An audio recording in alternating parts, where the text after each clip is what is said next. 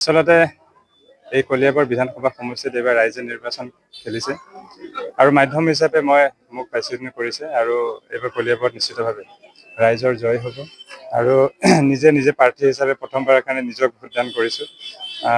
আৱেগিকো হৈছোঁ অলপ, কাৰণ এই পৰিৱেশ কেতিয়াও ভবাও নাছিলে। ইমান মৰম সঁহাৰি, বহুত আশা আৰু ভৰসাৰে ৰাইজে মোক আগবঢ়াই দিছে আৰু নিশ্চিতভাৱে মই এক গভীৰ দায়িত্ব মোৰ ওপৰত আহি পৰিছে আৰু মই এইটো পালন কৰিম বুলিও প্ৰভুৰ ওচৰত প্ৰাৰ্থনাও কৰিছোঁ।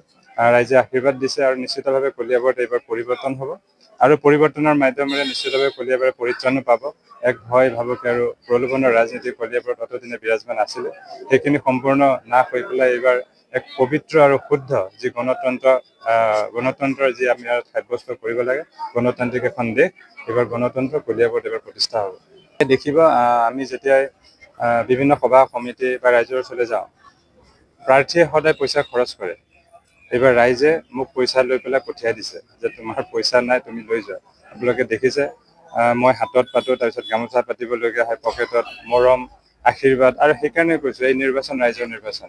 মোক খৰচ কৰিবলৈ দিয়া নাই, ওলোটাই মোৰ কাৰণে গাড়ীত তেল ভৰাবা, কিবা কৰিবা বুলি কৈ পেলাই স্বতঃস্ফূৰ্ত 10 টকাৰ পৰা 1000 টকাৰ পৰা 10,000 টকাৰ পৰা এনেকুৱা ধৰণেৰো মোক ৰাইজে সঁহাৰি জনাইছে। সেইটো মৰম, কিমান টকা সেইটো নহয়, এইটো আশীৰ্বাদৰ মৰম। আৰু নিশ্চিতভাৱে ৰাইজে যিহেতু ইয়াত ইলেকশ্যন খেলিছে, নিশ্চয় ৰাইজে ইয়াত বিজয়ী হ'ব।